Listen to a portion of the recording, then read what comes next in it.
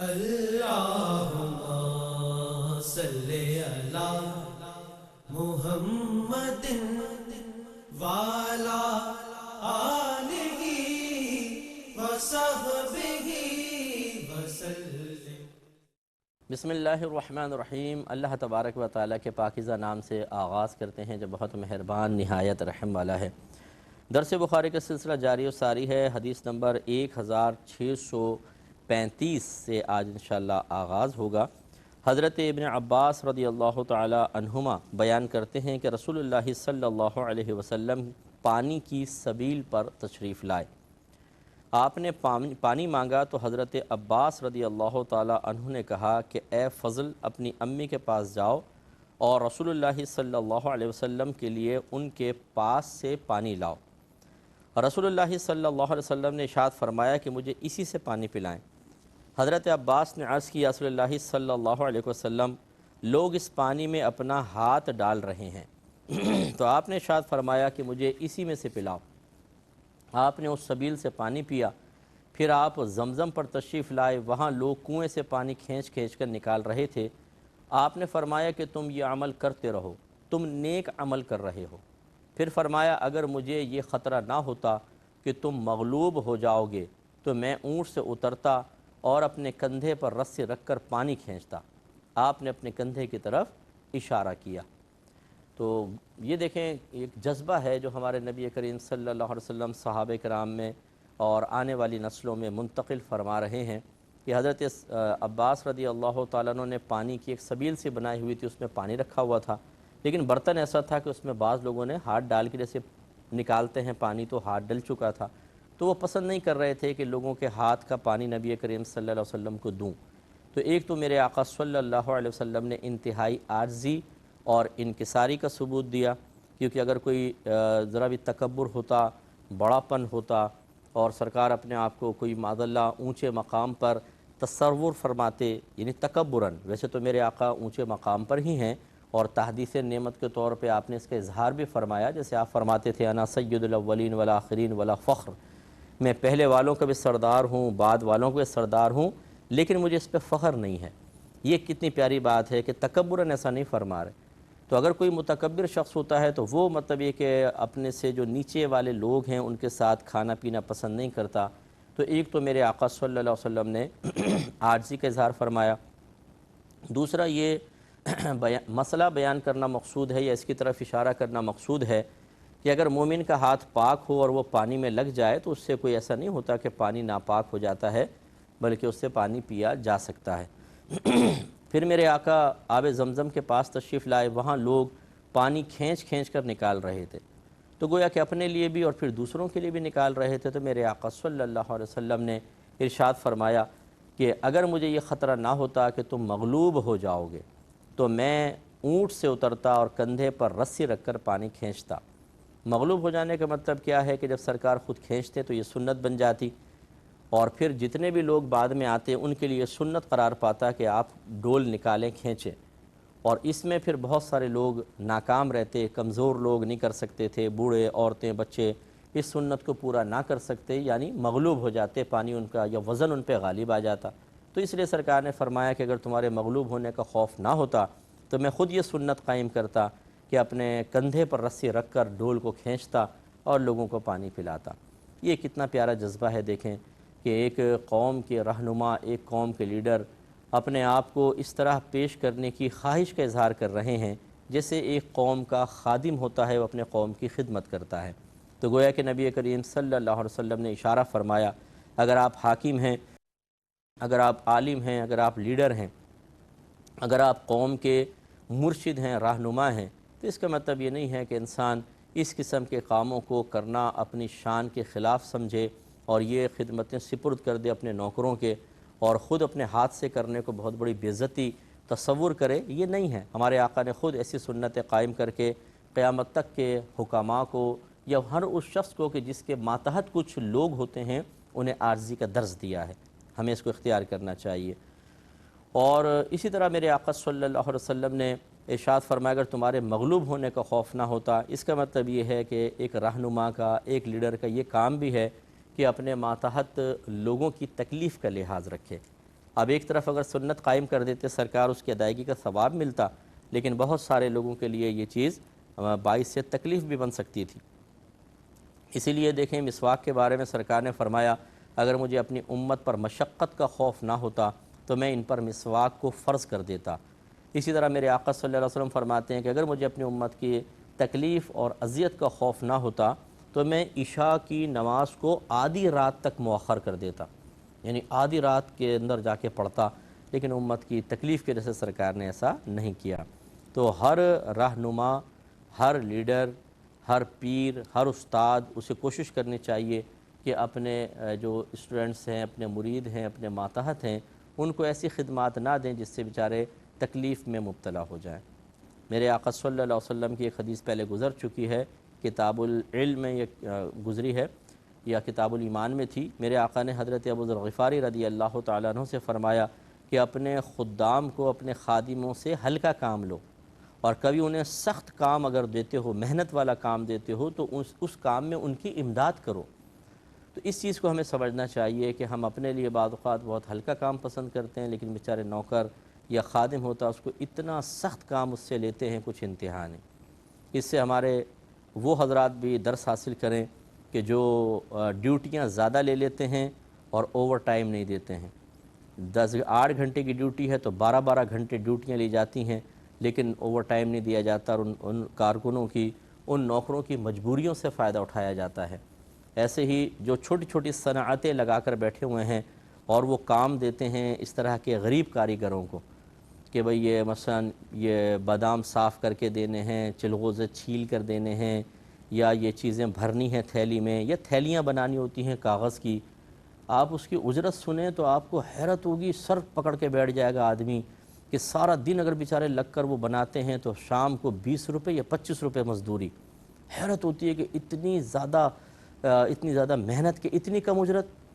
حالانکہ یہ نہیں ہے کہ وہ پیسہ نہیں دے سکتے، نہیں، ان کی مجبوریوں سے فائدہ اٹھانا یہ غلط رویہ ہے، اس کو تبدیل ہونا چاہیے، ورنہ آخرت میں یہ لوگ ہو سکتا ہے کہ ان کو گرفت کرنے کا موقع دیں اور یہ پکڑ لیں کہ جی ہمارا آپ نے محنت زیادہ لی اور ہم نے پیسہ کم دیا، اس کا حساب کتاب دو۔ اگرچہ یہ شرعی مسئلہ ہے، یہ بھی آپ کو بتا دوں کہ فرض کر لیں ایک نوکر ہے، ایک شخص ہے، بہت اچھا کام کر سکتا ہے اور اس کو ملنے چاہیے، مثال کے طور پہ 8 گھنٹے طے ہوئے ہیں تو اس کو ملنے چاہیے 25,000، لیکن اس کی مجبوری سے فائدہ اٹھا کر کسی نے کہا نہیں ہم 15,000 سے زیادہ نہیں دیں گے، اور اس نے یس کہہ دیا، ڈن کر دیا، تو اب یہ 15,000 کا ہی مستحق ہے، کیونکہ اپنی مرضی سے اس نے 15,000 طے کیے ہیں۔ اب یہ ایسا نہیں کر سکتا، جیسے بعض لوگ ہم سے کہتے ہیں کہ مفتی صاحب کام میں بہت اچھا جانتا ہوں اور مجبور ہو کے میں 15,000 پہ راضی ہوا، حالانکہ میں اسی ڈیوٹی کو کہیں اور کرتا تو 25,000 میں کرتا، تو کیا میں 10,000 روپے سے گلے سے نکال سکتا ہوں چپکے سے، یا کوئی چیز اٹھا کے لے جاؤں بیچ کر 10,000 اس سے لے لوں؟ نہیں، کیونکہ آپ طے کر چکے ہیں، یہ پہلے سے طے ہو گیا وقت اور اجرت۔ لیکن میں جو بات کر رہا ہوں وہ یہ ہے کہ ایک تو کسی کی مجبوری سے ناجائز فائدہ اٹھانا، یہ ٹھیک ہے کہ اس میں طے کریں گے تھیلیاں تمہیں 1,000 بنانی ہے 20 روپے، اب یہ اتنا ناانصافی والا معاملہ ہے، وہ بیچارہ مجبور ہو کہ یس کر دے گا، اگر تم نہیں کر رہے تو کسی اور کو دیتے ہیں، یہ بھی کسی کی مجبوری سے ناجائز فائدہ اٹھانا ہے۔ اور یہ تو بالکل ہی ناجائز ہے کہ آپ نے 8 گھنٹے ڈیوٹی طے کی اور ٹائم اور سے کام لے رہے ہیں 12 گھنٹے، اور جو 4 گھنٹے آپ نے زیادہ لیے اس کے ایک بھی پیسہ اس کو نہیں دیا، یہ ہے گناہ کا کام، اس میں آخرت میں گرفت ہوگی، اس پر بہت زیادہ توجہ رکھنی چاہیے۔ تو میرے آقا صلی اللہ علیہ وسلم کے اس طرز عمل سے کاش جو بھی افضل مقام پہ اللہ نے اس کو رکھا اور کچھ ماتحت اس کے نیچے رکھے، وہ اس سے کاش درس حاصل کریں کہ میرے آقا فرما رہے ہیں کہ دل تو یہ چاہ رہا ہے کہ میں اونٹنی سے اتروں، اپنے کندھے پر رسی رکھ کے پانی کھینچ کر حاجیوں کو پلاؤں اور ایک مثال قائم کر دوں، قیامت تک کے لیے ایک سنت قائم کر دوں، لیکن تمہارے مغلوب ہونے کا مجھے خوف ہے۔ یہ بہت پیاری بات ہے، اس سے ہمیں اس پہ توجہ کرنی چاہیے اور اس سے درس حاصل کرنا چاہیے۔ باب ما جاء فی زمزمہ، اس چیز کا بیان جو آئی ہے زمزم کے بارے میں۔ تو اس پہ کچھ حدیثیں ہیں، وہ انشاءاللہ میں عرض کرتا ہوں۔ پہلے کچھ حدیثیں اس کے فضائل کے باب میں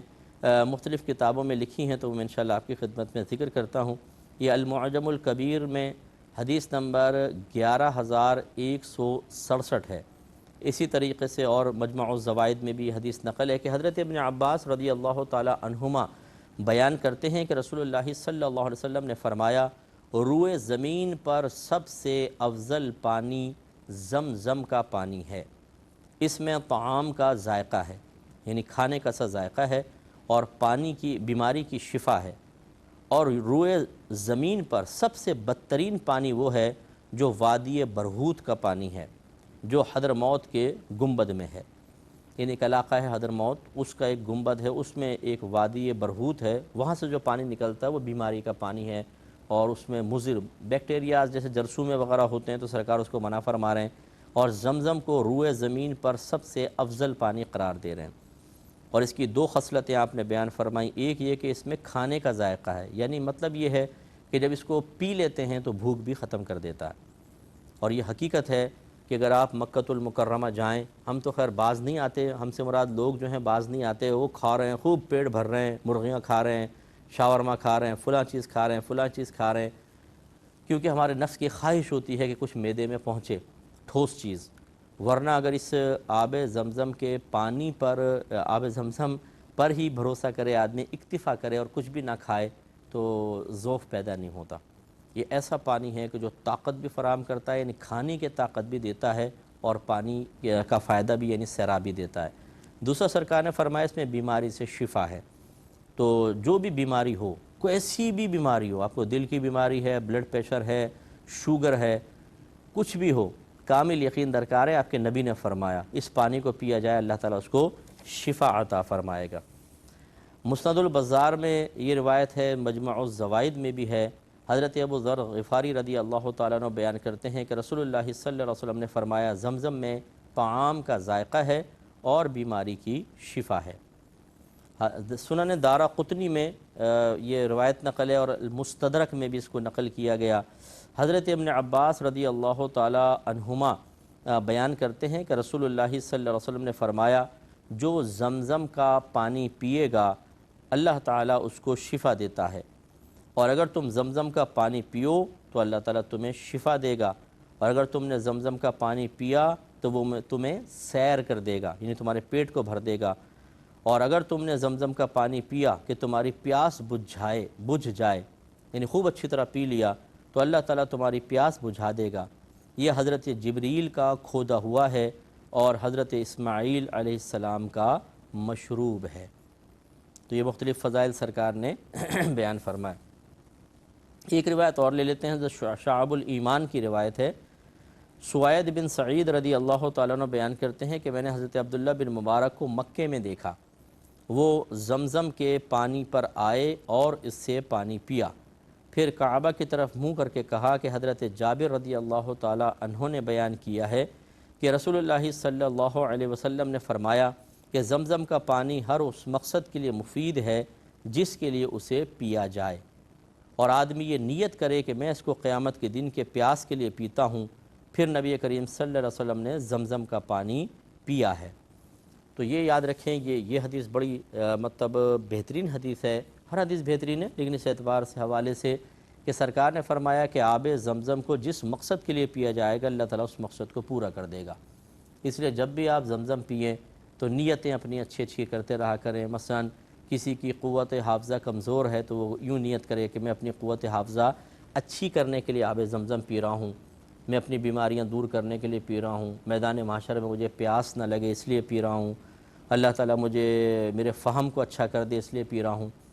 حضرت علامہ جلال الدین سیوطی صاحب رحمۃ اللہ علیہ فرماتے ہیں کہ میں نے اس حدیث کو سنا تھا تو میں نے اس قصد و ارادے سے آب زمزم کو پیا کہ اللہ تبارک و تعالیٰ مجھے بہت ساری کتابیں لکھنے کی توفیق عطا فرمائے اور ہر کتاب کو عوام میں مقبول کر دے۔ اب انہوں نے پی لیا، اللہ نے یقیناً ان کی دعا کو قبول فرمایا کہ آپ نے تقریباً 1000 کتب اور رسائل لکھے ہیں، اور ہر آپ کی کتاب، ہر رسالہ علماء میں مقبول ہوا اور انہوں نے اس سے اکتساب فیض کیا ہے۔ تو اس لیے اچھی نیتیں کرنے میں کوئی حرج نہیں ہے، آب زمزم پیتے ہوئے اچھی نیتیں کرنی چاہیے۔ اب ہم آتے ہیں بخاری کی حدیث کی طرف۔ 1636 نمبر حدیث پاک حضرت انس بن مالک رضی اللہ تعالیٰ عنہ کہتے ہیں کہ حضرت ابو ذر غفاری رضی اللہ تعالیٰ عنہ یہ حدیث بیان کرتے تھے کہ رسول اللہ صلی اللہ علیہ وسلم نے فرمایا کہ میرے گھر کی چھت میں سوراخ کیا گیا اور میں اس وقت مکے میں تھا، یعنی سفر معراج کا سرکار گویا کہ ذکر فرما رہے ہیں کہ میرے گھر کی چھت میں شگاف کیا گیا، میں اس وقت مکے میں تھا، بس حضرت جبرائیل علیہ السلام نازل ہوئے، پھر انہوں نے میرے سینے میں ایک شگاف پیدا کیا، سینے کو چیر دیا اور یہ واقعہ مختصر ہے، مطلب اس میں شارٹ کر دیا گیا، آپ کو باہر لے کر آئے تھے مطاف پر، اور وہاں پر لا کر آپ کے سینے مبارکہ کو شک کیا گیا تھا، لیکن سرکار نے مختصر یہ بیان فرمایا کہ پھر انہوں نے میرے سینے میں شگاف کیا، پھر اس کو زمزم کے پانی سے دھویا، پھر وہ سونے کا ایک تشت لے کر آئے، تھال ٹائپ لے کر آئے جو حکمت اور ایمان سے بھرا ہوا تھا، انہوں نے اس کو میرے سینے میں انڈیل دیا، پھر اس کو منطبق کر دیا یعنی سینے کو بند کر دیا، پھر انہوں نے میرا ہاتھ پکڑا اور مجھے آسمان دنیا کی طرف چڑھایا، حضرت جبرائیل نے آسمان دنیا کے محافظ سے کہا کھولو، اس نے پوچھا یہ کون ہے؟ انہوں نے جواب دیا جبرائیل۔ تو یہ طویل حدیث ہے جس کا مختصر حصہ ہے۔ اس کا مطلب ہے کہ زمزم کے بارے میں یہ ایک فضیلت ہے بہت بڑی کہ نبی کریم صلی اللہ علیہ وسلم کا سینہ اقدس شک کیا گیا، اور اس میں پورا میں نے کہا کہ سرکار نے بات بیان نہیں فرمائی، ہر حدیث میں تھوڑا مختصر بیان بعض اوقات ہمیں نظر آتا ہے، کسی حدیث میں بڑی طوالت کے ساتھ ہوتا ہے، تو بہرحال آپ کے دل کو باہر نکالا گیا تھا، دل کو باہر نکال کر اس کو آب زمزم سے دھویا گیا اور پھر دوبارہ رکھ دیا گیا۔ اب دیکھیں دل باہر نکالنا تو ساری کس طریقے سے دوبارہ پھر وہ فٹ ہوا، یہ سب اللہ تبارک و تعالیٰ کا کمال ہے۔ اور پھر جیسے کہ کہا کہ حکمت اور ایمان سے بھرا ہوا تھال تھا جو میرے سینے میں انڈیل دیا گیا، قلب میں گویا کہ ساری حکمت اور ایمان بھر دی گئی، تو یہ اس سے فضیلت ظاہر ہوئی کہ ایسے موقع پر جب قلب اطہر کو ظاہری اعتبار سے پاک و صاف کرنا تھا تو اللہ تعالیٰ نے آب زمزم سے پاک کرنے کا حکم دیا، اس سے اس پانی کی فضیلت ظاہر ہوتی ہے۔ اگلی حدیث کی طرف آئیں گے، لیکن ابھی وقت چونکہ مختصر ہے، انشاءاللہ نیکسٹ پروگرام میں اس کا آغاز کرتے ہیں۔ اللہ تعالیٰ عمل کی توفیق عطا فرمائے، آمین۔ وآخر دعوانا ان الحمدللہ رب العالمین۔ اللہم صلی علی محمد وعلی آلہ وصحبہ وسلم۔ اللہم صلی علی محمد وعلی آلہ وصحبہ وسلم۔ اللہم صلی علی محمد وعلی آلہ وصحبہ وسلم۔ اللہم صلی علی محمد وعلی